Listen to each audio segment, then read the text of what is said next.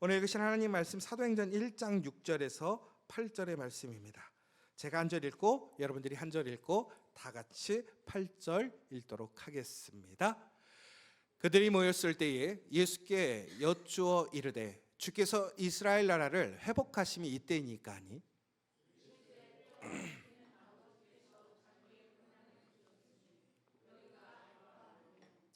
오직 성령이 너희에게 임하시면 너희가 권능을 받고 예루살렘과 온 유대와 사마리아와 땅끝까지 이르러 내 증인이 되리라 하시니라.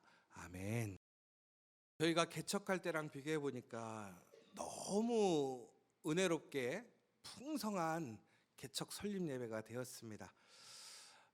제가 우리 개척할 때에 비해서 너무나 좋아서 배가 아팠을까요? 나는 고생 많이 했는데 이 사람들은 왜 이렇게 복이 많아서 좋은 장소에서 또 많은 사람들의 축하 속에서 또 저희가 이번에 순서를 맡으신 분들을 어마어마하게 많이 불렀어요. 왜 그랬냐면 축복해 주려고, 함께 기쁨을 나누려고. 여러분, 그런데 이것이 은혜인 것 같습니다. 하나님께서 우리 지저처치에게, 특별히 우리 모든 성도들에게 이런 놀라운 하나님의 그 개척의 복을 주실 줄 믿습니다. 누구나 개척하는 것에 대해 두려움이 있습니다. 앞서 나가는 것에 두려움이 있습니다. 그런데 개척자와 앞서 나가는 사람들의 그런 두려움과 어려움이 있지만 또한 거기에 가장 더 큰 은혜가 있습니다. 바로 하나님의 함께 하심입니다. 우리가 하나님을 의지하고 하나님을 붙들고 하나님께 간구하게 되면 하나님께서는 남이 가지 않았던 그 길, 아무도 가보지 않았던 그 길에 놀라운 길을 그 개척자들을 통해 열어주시고 세워주십니다. 바로 이것이 우리 지저처치의 복이고 사명이라고 생각합니다. 여러분, 우리는 이제 시작입니다. 이제 더 많은 하나님의 그 사명과 하나님의 놀라운 일들을 우리의 힘이 아닌 바로 그 성령의 놀라운 능력으로 우리 지저처치가 능히 감당하게 될 줄 믿습니다. 오늘 이 시간 여러분들 그 소망과 믿음으로 담대하게 주님께 구하고 그 은혜를 체험하고 증거하는 우리 지저처치 되기를 간절히 소망합니다. 여러분, 오늘 말씀을 보시면요, 특별히 사도행전 1장 8절의 말씀을 보시면 오직 성령이 너희에게 임하시면 너희가 권능을 받고 예루살렘과 온 유대와 사마리아와 땅끝까지 이르러 내 증인이 되리라 하시니라고 되어 있습니다. 여러분, 성령이 임하시면 우리는 온 유대 그리고 온 사마리아 그리고 땅끝까지 이르러 증인이 될 수 있습니다. 여러분, 오늘 이 말씀을 들었던 사람들이 누구냐? 바로 예수님의 제자들입니다. 여러분, 잘 아시는 것처럼 예수님의 제자들이 누구입니까? 그들은 많이 배운 사람도 아니고 특별한 사람도 아닙니다. 또한 그들은 타고난 아주 부요함을 가지고 있던 풍요로운 사람들도 아니었습니다. 오히려 세상에서 이름 없던 사람들, 보잘것없던 사람들, 핍박받았던 사람들, 사람들한테 부정하다고 욕먹던 사람들이었습니다. 그런데 그들이 이 땅에 놀라운 변화를 일으킵니다. 영향력을 발휘합니다. 사람들에게 하나님의 말씀의 복음을 증거하고 예수님의 그 부활의 사실을 증거하고 무엇보다 그 부활을 통해서 우리에게 주어지는 구원과 놀라운 하나님의 회복과 능력을 증거하는 놀라운 사람들이 되었습니다. 그런데 이것은 그 제자들이 아니라 오늘 여기에 있는 우리 모든 믿음의 사람들에게 그 능력이 임한 줄 믿으시기 바랍니다. 그런데 그 제자들이 어떻게 그러한 강력한 능력 있는 삶을 살게 되었느냐? 바로 그들이 성령 충만함을 통해 그 일들을 이루어냈다라는 것입니다. 아무것도 아닌 사람들, 오히려 실패하고 배신하고 나약하고 비굴했던 그 사람들이 성령의 임하심으로 그들이 변화되었습니다. 새 사람이 되었습니다. 새 권능을 갖게 되었습니다. 그리고 이제는 그들이 소망을 갖게 되었고 비전을 갖게 되었고 그들이 걸어가는 곳마다 변화가 일어났고 그들이 가는 곳마다 영향을 끼치고 그들이 가는 곳마다 살아나는 놀라운 역사를 일으키는 사람이 되었습니다. 그런데 이것은 사람의 능력이 아닙니다.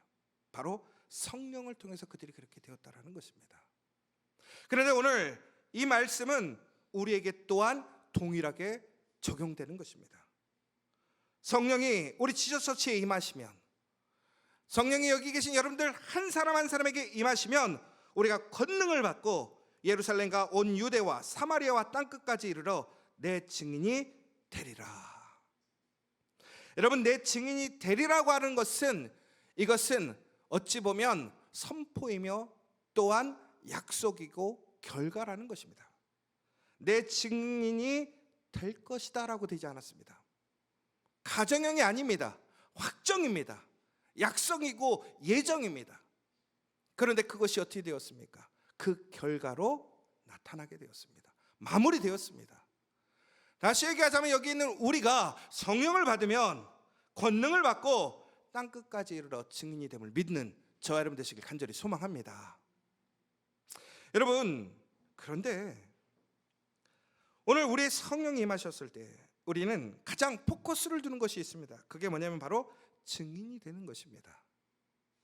어디까지? 땅끝까지. 우리는 성령 받으면 땅끝에 증인이 되어야 한다라고 생각합니다.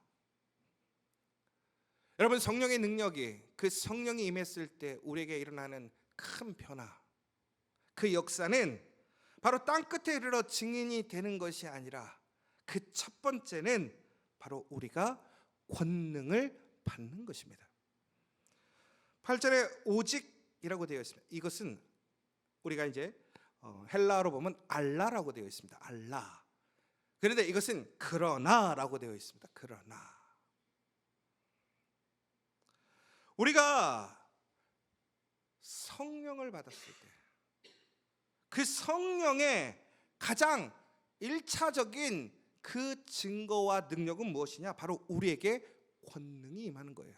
그러니까 성령이 임하면 우리가 해야 할 일은 뭐냐면 권능을 받아야 된다는 거예요. 권능 안에 있어야 한다는 거예요. 그리고 나서 우리는 어떻게 되느냐? 예루살렘과 유대와 사마리아와 땅끝까지 이르러 내 증인이 되어야 한다는 것입니다. 여러분, 우리 창세기 한번 잠깐만 보도록 하겠습니다. 우리 창세기 12장 1절의 말씀을 한번 보시면 좋겠습니다. 구약성경 23페이지입니다. 앞쪽이니까 찾기 편하실 겁니다. 12장 1절을 같이 한번 읽어보도록 하겠습니다. 창세기 12장 1절 시작. 여호와께서 아브라함에게 이르시되 너는 너의 고향과 친척과 아비의 집을 떠나 내가 내게 보여줄 땅으로 가라. 오늘도 하나님께서는 하나님의 사람 아브라함을 부르시고 그에게 명령하십니다. 뭐라고? 가라. 사도행전에서도 새로운 역사가 시작됩니다. 새로운 교회가 시작됩니다. 그런데 바로 그때 하나님께서는 바로 그 역사적인 사건 속에서 사람들을 부르셨습니다. 그리고 명령하셨습니다. 어떻게 하라고요? 땅 끝까지 가라. 내 증인이 되라. 여러분, 그런데 오늘 이 증인이 되라고 하시는 이야기를 들었을 때에 우리는 과연 증인이 될 수 있을까요? 아브라함이 하나님의 말씀에 순종하여 믿음으로 그가 그의 고향과 친척과 아비의 집을 떠나 가게 됩니다. 우리는 바로 그때 아브라함을 무엇이라고 얘기하냐면 믿음의 사람이라고 얘기합니다. 전국에는 아브라함은 믿음의 사람을 넘어 전국에는 믿음의 아버지, 열국의 아버지가 되었습니다. 여러분, 그런데 우리는 오늘 이 본문의 말씀을 보고 우리는 항상 그런 얘기를 합니다. 우리는 아브라함의 믿음을 본받아야 된다고 얘기합니다. 어디로 가야 할지도 모릅니다. 분명한 약속도 주어지지 않았습니다. 단지 하나님께서는 가라는 것입니다. 떠나서 가라는 것입니다. 그런데 그런데 아브라함은 철저히 하나님 말씀에 어떻게 하느냐? 순종으로 믿음으로 나아가게 되었습니다. 그리고 전국에는 그는 믿음의 아버지가 되었습니다. 믿음의 조상이 되었다라는 거예요. 그런데 여러분, 역설적이게도 아브라함은 이 첫 시작을 믿음으로 시작하지 않았다라는 것입니다. 믿음이 아닌 오히려 불순종으로 시작하게 되었습니다. 그는 그래서 오히려 하나님의 명령에서 오히려 그는 더 많은 시련과 어려움을 겪게 됩니다. 연단의 시간을 갖게 됩니다. 왜 12장 1절이 불순종일까요? 왜 아브라함의 그 온전한 믿음을 나타내지 못하는 것일까요? 여러분, 하나님께서 아브라함에게 말씀하셨을 때에 아브라함은 분명히 그 땅으로 갔습니다. 아버지의 집을 떠났습니다. 그리고 고향과 친척을 떠났습니다. 맞죠? 맞아요? 틀려요? 왜 불순종일까요? 아브라함의 불순종은 무엇이었을까요? 하나님이 분명히 뭐라고 그랬냐면 너의 고향과 친척과 아버지의 집을 떠나 내가 보여줄 땅으로 가라고 그랬는데 분명히 땅으로 갔습니다. 아버지를 떠났습니다. 고향을 떠났습니다. 그런데 친척을 떠났습니까? 안 떠났습니까? 안 떠났어요. 누가 있었죠? 네, 그 사촌 조카를 데려갔더라는 거예요. 여러분, 그런데 이건 매우 인간적인 거예요. 당연한 거예요. 왜? 그의 형의 아들이 어린 나이에 고아가 됐습니다. 아들처럼 키웠어요. 그런데 하나님께서 아브라함을 부르셨습니다. 그리고 하나님께서는 그에게 무엇이라고 얘기했냐면 너는 고향과 친척과 아버지 집을 떠나. 이 고향과 친척에는 모든 사람이 들어가는 거예요. 그 사람의 삶이 어떠하든. 우리는 가끔씩 하나님의 뜻을 이해하기 어려울 때가 있어요. 여러분, 롯을 데려가는 게 맞습니까? 안 데려가는 게 맞습니까? 인간적인 마음으로는 당연히 데려가는 게 맞지 않습니까? 연약하고. 그런데 이것은 우리의 생각이라는 거예요. 하나님이 원하셨던 건 뭐냐면 하나님의 말씀에 순종하기를 원하시는 거예요. 그런데 왜 아브라함이 이렇게 불순종의 시작을 믿음의 길에서 시작하게 되었을까요? 결국에는 아브라함이 하나님의 뜻을 온전히 이해하지 못했고, 다시 얘기하자면 성령 충만하지 못했기 때문에 그렇습니다. 그러나 아브라함은 이제 그의 삶의 여정들을 통해서 전국에는 그는 훈련되어집니다. 연단을 받습니다. 그러면서 하나님과 동행하며 그는 성령 충만함을 통한 믿음의 사람으로 변하게 됩니다. 그러나 바로 이때 그는 성령 충만하지 못했습니다. 결국에는 인간적인 생각으로 판단하게 되었다는 것입니다. 여러분, 우리는 상당히 어려운 판단을 해야 할 때가 있습니다. 어려운 상황들이 있습니다. 그러나 그때 우리가 따라가야 할 것은 우리의 인간적인 생각이나 혹은 인간적인 판단이나 그 문화적인 판단이 아닙니다. 철저히 우리는 하나님의 말씀을 따라가야 한다는 것입니다. 그러나 하나님의 말씀을 따라가는 것은 단순히 우리가 지식으로 안다고 해서 혹은 내가 무엇인가를 경험했다고 해서 내가 그것을 수용할 수 있는 것이 아니라는 거예요. 오직 성령이 임하셔야 우리는 하나님의 뜻을 분별할 수 있고 이해할 수 있게 된다는 것입니다. 왜 그러냐면 여러분, 오늘 우리가 이제 1장 8절에 그 앞에 부분을 보시기 바랍니다. 6절에서 7절의 말씀이 나오고 있습니다. 6절에서 7절의 말씀은 뭐냐면 오늘 예수님의 제자들이 부활하신 예수님 앞에서 특별히 예수님께서 그 성령을 통해서 그들이 이제 어떠한 일을 하게 될 것인지, 또 해야 할 일이신지 이야기해 주신 것입니다. 이제 이들은 과거의 제자들이 아닙니다. 예수님을 통해 새로운 제자들이 되었습니다. 새 능력을 갖게 되었습니다. 그래서 오늘 성령을 기다리고 그 성령을 통해서 하나님의 놀라운 계획으로 그 비전을 가지고 나아가라는 것입니다. 그런데 오늘 6절에서 7절에 보면 그들이 이렇게 예수님께 물어보고 있습니다. 주님, 이스라엘 나라를 회복하심이 이때니까? 이르시되 때와 시기는 아버지께서 자기의 권한에 두셨으니 너희가 알 바가 아니다.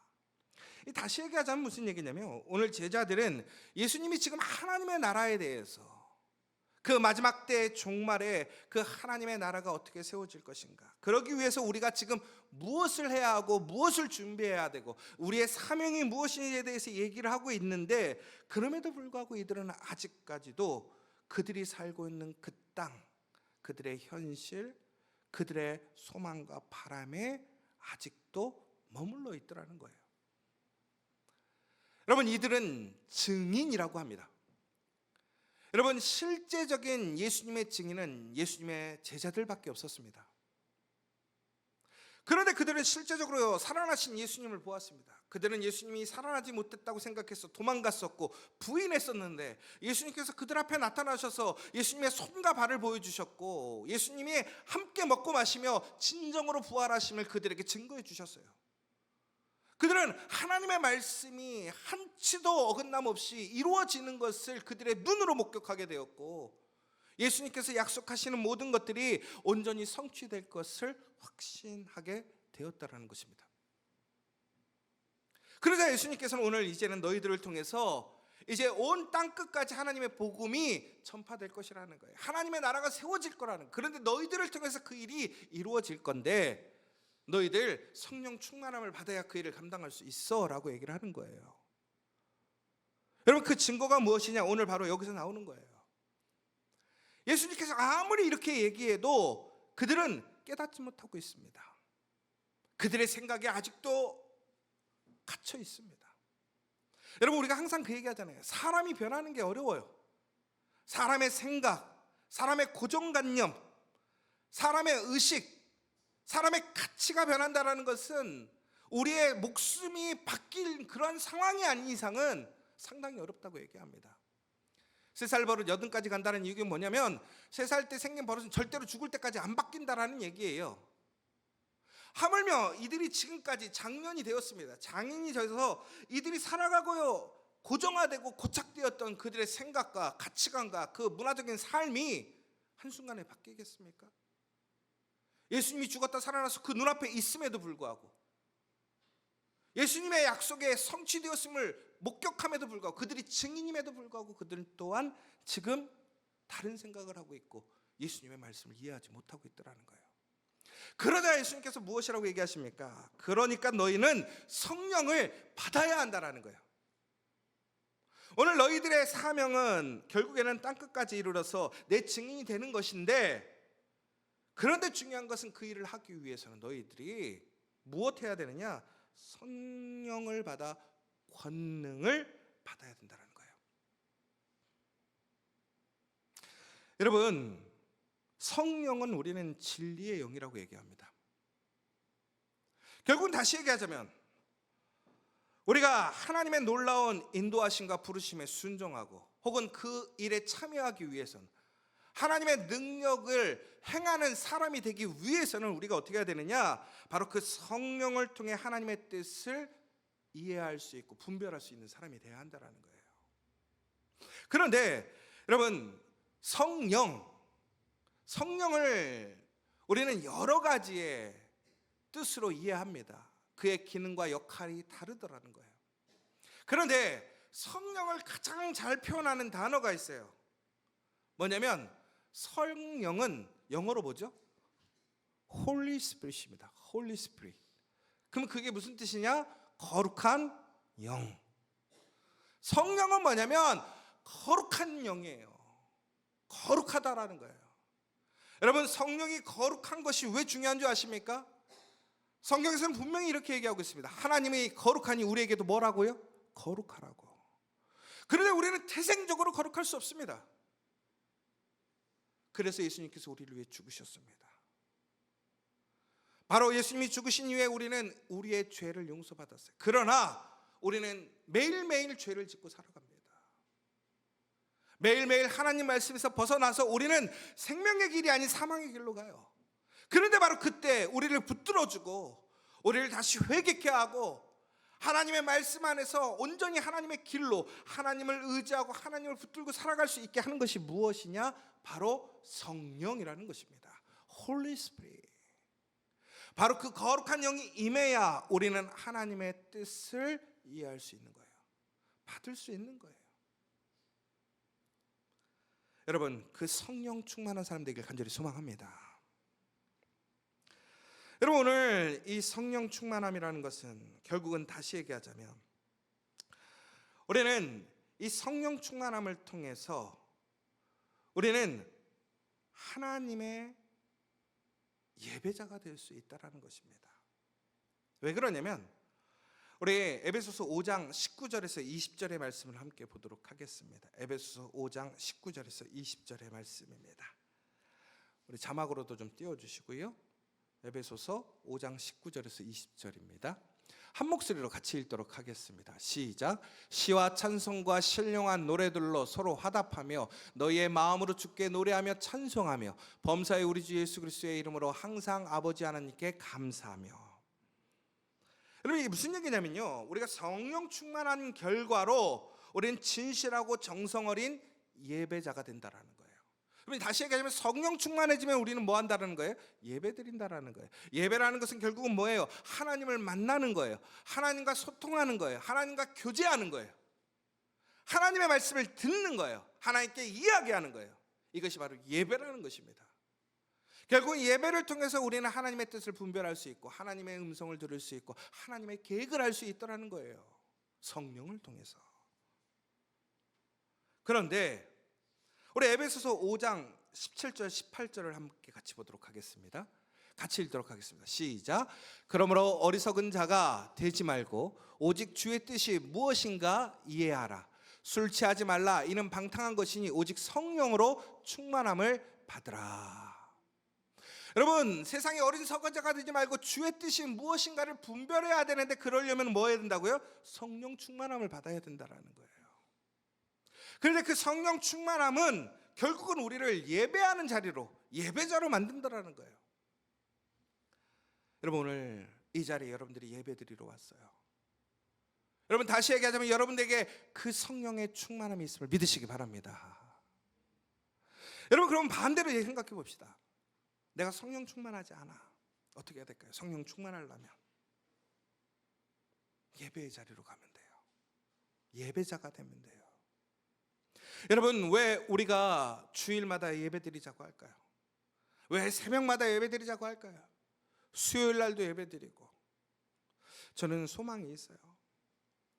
저는 진짜로 나중에 우리가 조금만 더 숫자가 더 늘면 저는 하루에 3번 365일 예배드리고 싶어요. 우리 교육자들이 할렐루야죠. 여러분, 그런데 아유 목사님 오버하지 마세요. 누가 예배드리러 와요? 여러분, 제가 요즘에 공부하는 그룹이 있는데 그 공부하는 그룹에서 이제 큰 교회에 계신 분들이 많아요. 그런데 그분들이 이런 얘기를 해요.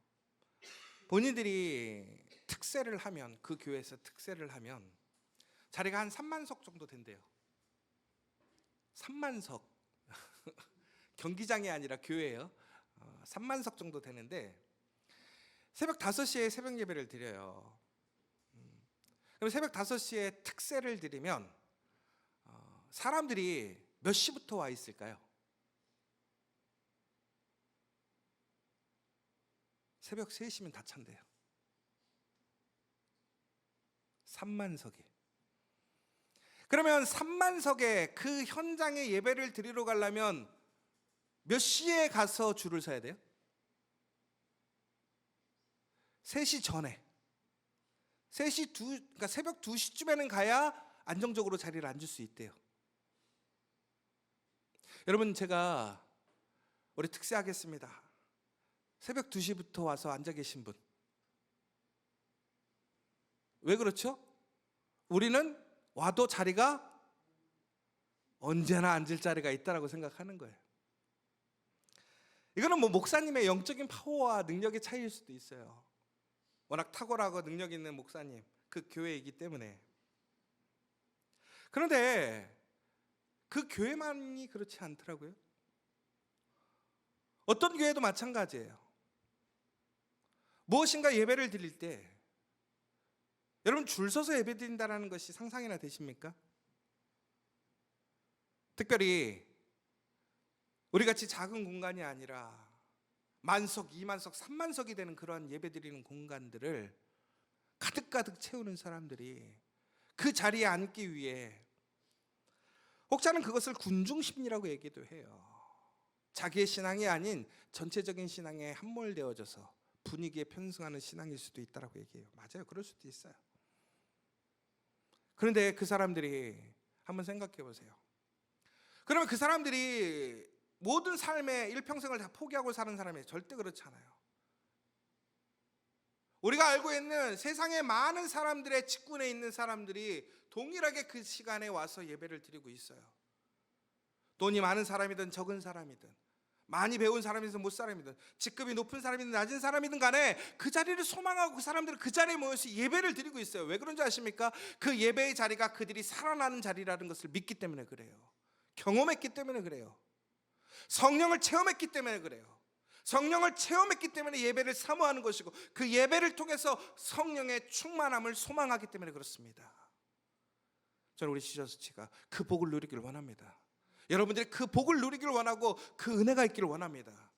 그 소망이 생기기를 원합니다.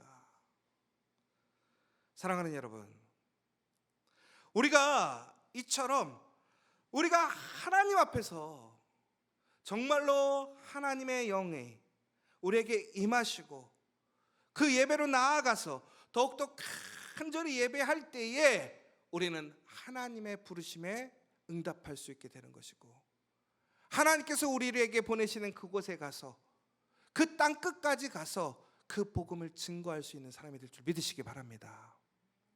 여러분, 그러나 중요한 것은 그 땅 끝이 어디냐라는 거예요. 우리가 지난 시간에도 말씀드렸지만 그 땅 끝이라는 것은 물리적인 공간이 아니에요.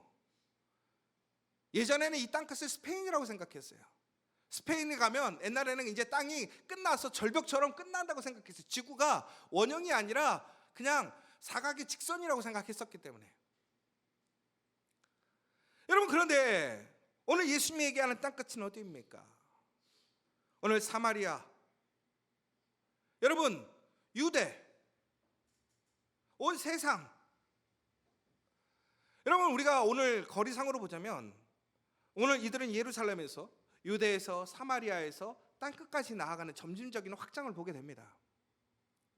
그러나 여러분, 이것은 단순히 물리적인 확장을 얘기하는 것이 아니에요. 바로 우리가 성령을 체험한다는 것은 어디에서 시작되어지느냐? 바로 우리가 그 신앙의, 믿음의 그 예수님을 만나는 그 자리에서 시작한다는 거예요. 결국은 오늘 우리가 살아가는 이 믿음의 교회, 공동체, 이 자리에서 우리가 성령의 충만함을 체험하지 못한다면 결코 우리는 땅끝까지 갈 수 없어요. 더 나아가서는 여러분, 예루살렘을 넣어서 유대, 내가 감당할 수 있는 바운더리예요. 사마리아, 내가 넘어갈 수 없는 바운더리예요. 세상 땅끝, 상상할 수도 없는 세상이에요. 그러면 중요한 것은 그것은 바로 오늘 내 삶의 자리에서 내가 불가능하고 인정할 수 없고 내가 수용할 수 없고 내가 도전할 수 없는 그 자리가 땅끝이 되어진다는 사실입니다. 여러분, 그런데 그것은 나의 힘으로 할 수 없더라는 거예요. 여러분, 어찌 보면 그것이 여러분의 삶의 가정이 땅끝이 될 수 있습니다. 여러분의 일터가 땅끝이 될 수 있고, 어찌 보면 우리 교회가 여러분에게 땅끝이 될 수도 있어요. 여러분, 그러나 중요한 것은 우리가 그 부르심에 순종하여 올바로 나아가기 위해서는 성령의 인도하심을 받아야 한다는 거예요. 성령이 충만해지면 땅끝까지 갈 수 있다는 거예요. 그리고 나서 그곳에서 무엇이 될 수 있다는 거예요? 증인이 될 수 있다는 사실입니다. 여러분, 증인이라는 것은 무엇입니까? 증거자예요. 영향을 끼치는 사람이에요. 사람들에게 자신의 그 사실을 알려서 변화시키는 사람이라는 거예요. 그러나 아무리 내가 내 사실을 이야기한다고 그것이 변화됩니까? 사람들이 수용합니까? 그렇지 않아요. 그러나 진리는 수용됩니다. 진리는 사람을 변화시킵니다. 여러분, 진리는 역사하게 됩니다. 그런데 그 진리의 영이 임하시면 우리는 그 증인이 될 수 있는 것이고, 그 증인 가운데 놀라운 변화를 일으키는 사람이 될 수 있다는 거예요. 그러므로 오늘 우리를 하나님께서는 바로 그 땅끝까지 보낼 증인으로 여러분을 세우셨는데, 바로 그 증인으로서 우리가 먼저 해야 할 일이 있다는 거예요. 그것이 뭐냐? 바로 성령으로 권능을 받아야 된다는 것입니다. 여러분, 이 권능이라는 것은 단순히 외적인 파워나 힘을 얘기하는 것이 아닙니다. 이 권능이라는 것은 우리가 사람들을 안진뱅이를 일으키고 눈뜬 사람을 뜨게 하고 뭐 귀신을 쫓아내고, 이것을 우리가 헬라어는 두나미스라고 하는데 어떤 외적인 파워를 얘기하는데 그 외적인 파워를 얘기하는 것이 아니라는 거예요. 권능이라는 것은 결국은 내가 먼저 변화되는 거예요. 권능이라는 것은 철저하게 성령의 사람, 새 사람이 되는 거예요. 그런데 이것은 나의 생각과 나의 의지로 절대로 될 수 없다는 거예요. 오직 성령이 임하실 때 내가 변화될 수 있다는 거예요. 내가 변화되어 예수님을 만나게 될 때에 우리는 나의 생각, 나의 판단, 나의 상황을 넘어가는 그 성령의 사람이 되는 거예요. 여러분, 예수님의 제자들이, 제가 계속해서 얘기하는 것이 무엇이냐면, 그들에게는 후원자도 없었습니다. 지지자도 없었습니다. 그들에게 특별한 학위도 없었습니다. 그럼에도 불구하고 그들이 가는 곳마다 그들은 하나님의 기사와 기적을 일으켰고 놀라운 변화를 일으켰고 하나님의 나라를 세웠고 교회를 세웠습니다. 그 보잘것없던 사람들이 성령을 통해서 놀라운 능력을 행하게 되었습니다. 권능이 임함으로, 권능을 받음으로. 우리 지저처치가 지금은 나약할 수 있고 연약할 수 있습니다. 그러나 우리가 권능을 받는다면, 성령의 충만함이 있다면 우리는 그 12제자와 같이 땅끝까지 일어나고 그 초대교회의 놀라운 부흥을 일으킬 수 있는 그 주체가 될 줄 믿으시기 바랍니다. 여러분, 불가능하다고 생각하십니까? 너무 늦었다고 생각하십니까?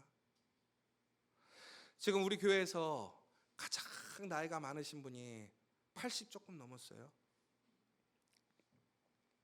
성경적으로 보면 하나님이 역사하시고 부른 사람의 80대는 청년의 때입니다. 여러분, 모세를 기억하시지요? 여러분, 갈렙을 기억하시지요? 여러분, 그 과거에 그 시대의 80살은 지금 우리가 생각하는 80살이 아니에요. 그 시대의 80살은 우리가 지금 생각하는 100살, 110살, 120살입니다. 그런데 그분들이 어떻게 되었습니까? 이 세상 사람들이 아무도 알 수 없는 출애굽을 일으켰습니다. 전쟁을 벌이고 그 모든 적군들을 물리쳤습니다. 젊은 사람도, 큰 군대를 갖고 있는 사람도, 능력이 있는 사람도, 힘이 있는 사람도 다 할 수 없고 포기할 수밖에 없었는데, 놀랍게도 그 80이 넘은 사람이 하나님의 인도하심을 통해서, 그 능력을 통해서 그 출애굽의 역사를, 그 가나안의 정복을 일으켜내었습니다. 성령이 임하시면 권능을 받아 예루살렘부터 온 유대와 사마리아와 땅끝까지 이르러 증인이 됨을 믿는 저 여러분 되시길 간절히 소망합니다. 여러분, 그러나 증인이 된다는 것은 진실함이 있어야 된다는 거예요. 겸손함이 있어야 된다는 거예요. 여러분, 증인이라는 것은 힘을 자랑하는 것이 아닙니다. 증인이 된다고 하는 것은 철저히 나를 부정하는 것입니다. 권능을 받는다라는 것은 나는 죽었다라는 것입니다. 나는 할 수 없고, 나는 가장 나약한 자이고, 나는 쓸모없는 사람이고, 나에겐 능력이 없음을 인정하는 것입니다.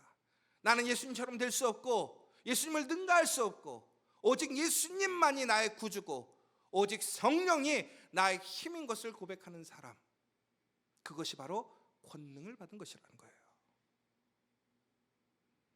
여러분, 우리 기독교에서, 특별히 우리 대한민국의 선교의 역사를 보자면 우리 대한민국이 전 세계적으로 선교사를 가장 많이 파송한 두 번째 나라입니다. 첫 번째는 미국이고 우리나라입니다.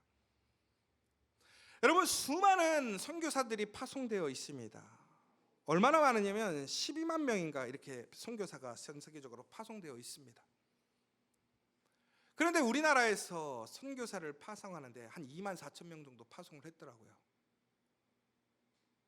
여러분, 그런데 지금 12만 명의 온 세계의 선교사들이 나가서 사역을 하고 있는데, 그런데 왜 우리는 지금 교회가 쇠퇴하고 있을까요? 능력을 발휘하지 못하고 있을까요? 힘을 잃어갈까요? 왜 교회는 점점 소망이 아닌 절망으로 가고 있을까요? 여러분, 우리가 성경에서 보면 그 넓은 땅을 예수님의 12제자들이 변화시켰습니다. 죽어가는 땅을 살렸고 메마른 땅을 다시 생기나게 생명의 땅으로 바꾸었습니다. 소망을 잃은 사람들에게 희망을 주었고 죽을 수밖에 없는 사람들에게 생명을 주었습니다. 여러분, 지금 우리에게는 가는 것이 중요한 것이 아니에요. 얼마나 많은 사람들이 증인으로 나가 있는지 몰라요. 그래서 제가 이것을 조사하면서 아주 아이러니한 사실을 보게 됐어요. 여러 조사들이 다른데 우리나라에서 조사한 것과 세계적으로 조사한 선교사 파송 숫자가 좀 다르더라고요. 이게 무슨 얘기냐면 랭킹이 달라졌어요. 첫 번째는 미국이고 두 번째가 브라질이 있더라고요. 세 번째는 우리나라고 네 번째는 인도예요. 어떤 조사에서 보니까 이해가 안 되잖아요. 브라질이 그렇게 선교사를 많이 파송해? 근데 놀랍게도 브라질의 선교사는 70% 이상이 미국의 선교사로 가 있습니다. 이거 무슨 얘기일까요? 선교하러 간 거예요? 살러 간 거예요? 살러 간 거예요. 선교사라는 이름으로. 여러분, 우리는 환상을 갖고 있습니다. 선교라는 것이 어찌 보면 우리에게는 상당히 매력적이고 영광스럽고 특별해 보이고, 세상에서 비굴비굴하게 살 바에는 선교사로 명예를 얻고, 아니에요. 선교사는 땅끝으로 가서 죽으러 가는 거예요.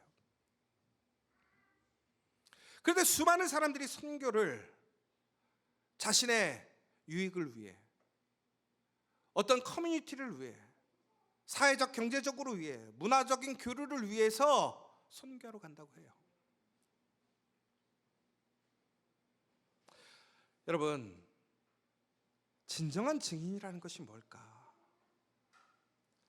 증인은 자신의 유익과 자신의 꿈을 이루기 위해 나가는 것이 아니라, 증인은 증거해야 될 대상을 세우는 거예요. 알리는 거예요.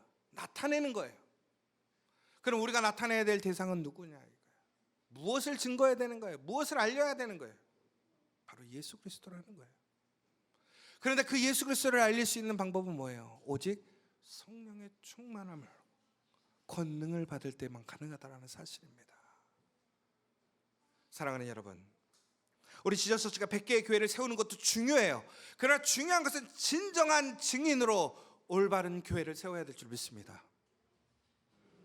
여러분, 그런데 바로 거기에는 우리는 진실되게 정성을 다해서 우리의 혼신과 온 마음을 다해서 전파해야 합니다.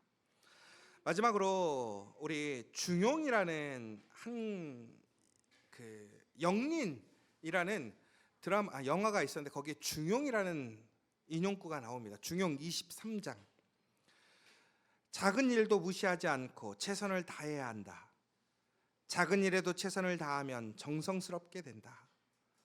정성스럽게 되면 겉에 배어 나오고, 겉에 배어 나오면 겉으로 드러나고, 겉으로 드러나면 이내 밝아지고, 밝아지면 남을 감동시키고, 남을 감동시키면 이내 변화되게 되고, 변하면 생육된다.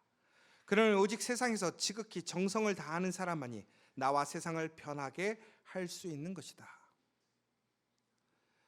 예전에 우리의 선대 선인들은 우리의 삶의 태도가 이렇게 정성을 다하면 변화를 일으킬 수 있을 것이라고 생각했어요. 여러분, 그러나 중요한 것은 우리의 정성으로도 변화시킬 수 없는 것이 있습니다. 우리가 아무리 노력하고 힘쓰고 정성을 들여도 생육하게 하지 못하게 했어요.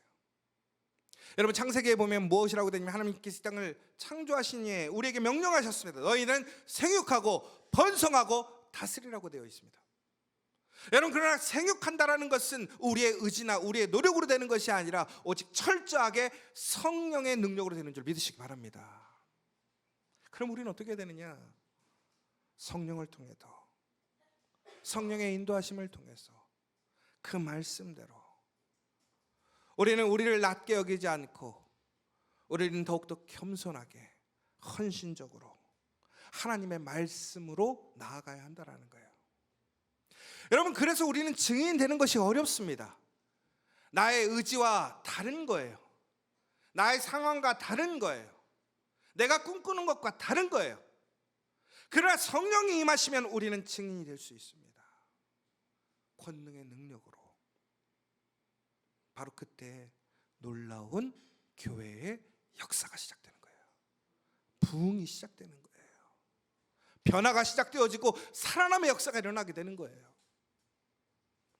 오늘 저는 지저스 처치의 그 놀라운 성령의 역사가 우리 교회에 임하게 될 줄 믿습니다. 이제 여러분, 우리는 그 성령을 기다려야 합니다. 그리고 소망해야 합니다. 기도해야 합니다. 여러분, 성령이 없으면 어떻게 해야 돼요? 기도하면 됩니다. 성령 받기를 원하시면 어떻게 해야 돼요? 예배 자리로 나오면 됩니다. 여러분, 그래서 우리 6월 달에 주제가 뭡니까? 예배하면, 예배를 잘하면 잘한다예요. 예배에 열심히 참석하고 예배 자리에 지키고 예배에 목숨을 걸고 나오게 되면 성령 받게 돼 있다는 거예요. 그러면 어떻게 되는 거예요? 생육하는 거예요. 잘하는 거예요. 살아나는 거예요. 여러분, 이 비밀을 알고 그 비밀의 능력을 체험하는 저 여러분 되시길 간절히 소망합니다. 이것은 오직 성령을 받는 사람만이 경험할 수 있습니다. 그러나 그것은 다른 사람이 아닌 오늘 이 자리에 있는 저와 여러분에게 주어진 것을 믿고 오늘 이 시간 그 성령 충만함을 통해서 하나님께서 우리에게 약속하셨던 그 놀라운 은혜의 삶, 능력의 삶을 살아가는 실력 있는 그리스도인 되기를 간절히 소망합니다. 오늘 우리 함께 기도했으면 좋겠습니다.